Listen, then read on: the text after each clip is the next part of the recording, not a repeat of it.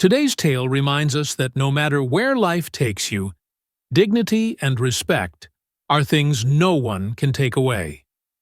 Sit back and enjoy the story. It was a bright, sunny morning in the city of Dallas. Jason Taylor, a calm and confident young man, arrived at the Dallas-Fort Worth International Airport. He was flying to New York for an important business meeting. Though his father, Robert Taylor, was a well-known businessman, Jason preferred to keep his background private. He wanted to make his own name and not rely on his father's success.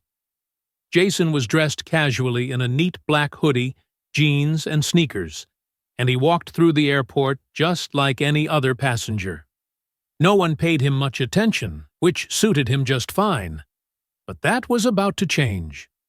As he boarded his flight with a first-class ticket, Emily Banks, a young flight attendant with a sharp attitude, greeted him coldly at the door. "Your seat is in the back," she said, not even bothering to look at his ticket. Jason frowned and showed her his boarding pass. "Actually, my seat is in first class," he said politely, pointing to seat 1A on the ticket. Emily sighed and rolled her eyes. "Are you sure you can afford the seat?" she asked in a cutting voice. Jason was surprised. "Excuse me?" he replied, not sure why she was being so rude. "We don't usually have people like you sitting here," she responded, glancing at him up and down. "Just because you found this ticket doesn't mean you belong in first class." Jason felt his heart race, but kept his cool. "I belong here," he said quietly, walking past her. He found his seat, sat down, and took out his phone, hoping that was the end of it. But Emily wasn't done yet. As the plane took off and the passengers settled in, Emily went about serving the other first-class travelers, smiling and chatting with them, but ignoring Jason completely. He tried to stay calm, but he could feel the tension in the air. He noticed the whispers and quick glances from some of the passengers. It was like Emily had told them something about him. "Can I get some water, please?" Jason asked when she walked by. Emily turned to him slowly, faking a smile. "Maybe later," she said, then walked off. Jason was shocked. He knew something wasn't right, but he didn't want to create a scene. Just as he was about to ask someone else for help, a fellow passenger, Mark Wilson, leaned over and told him, "Hey man, don't worry about her. I've seen her do this before. Well, let's just say she has her biases." Jason nodded, thankful for the support, but he couldn't figure out why Emily was treating him this way.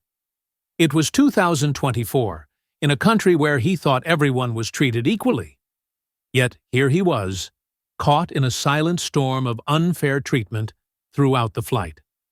Emily's rude behavior continued. She served drinks to everyone but skipped Jason. Whenever he asked for something, she pretended not to hear or answered rudely. Jason had had enough.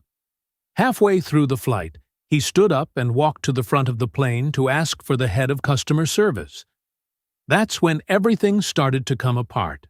Linda Morgan, the head of customer service, came to Jason's seat a few minutes later.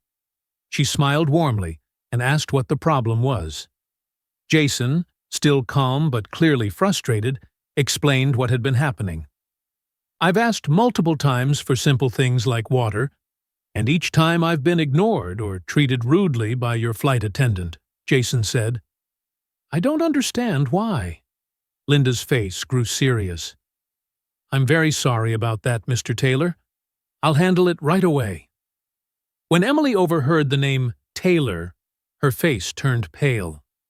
She glanced nervously at Jason but quickly looked away, mumbling something like it was a misunderstanding.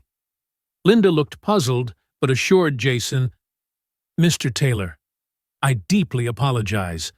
We'll take care of this immediately."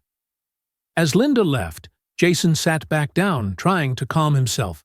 Just then, his phone buzzed with a message from his father. "Son, I heard what's happening on the flight. I'm handling it." Jason's eyes widened. He hadn't told his father anything, So how did he know? And how was he fixing it?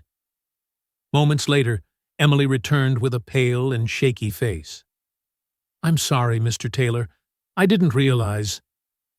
Before she could finish, the pilot's voice echoed over the intercom.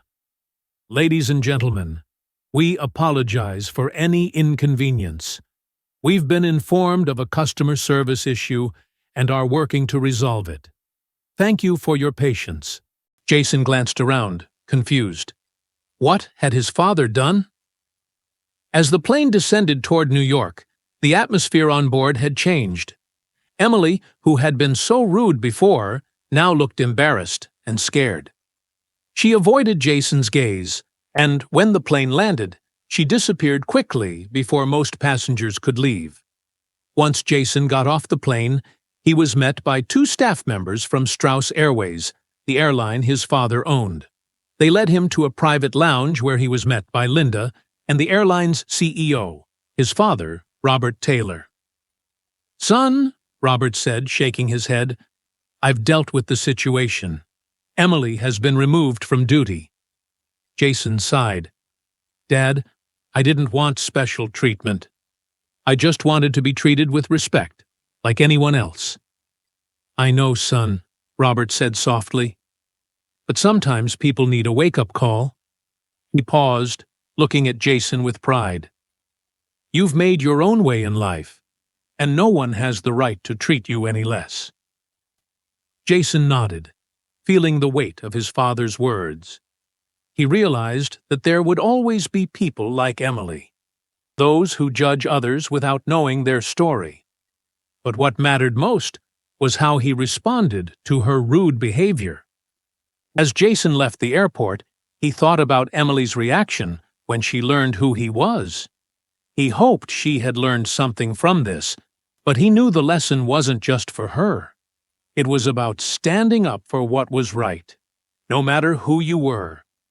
With that, Jason left, not just as the son of a wealthy man, but as someone who had learned that dignity and respect were things no one could take from him, no matter what. Thank you for watching till the end. I hope you enjoyed this story. If you did, don't hesitate to like the video and share it with your friends. Also, subscribe to our channel and turn on the notification bell for more fascinating stories.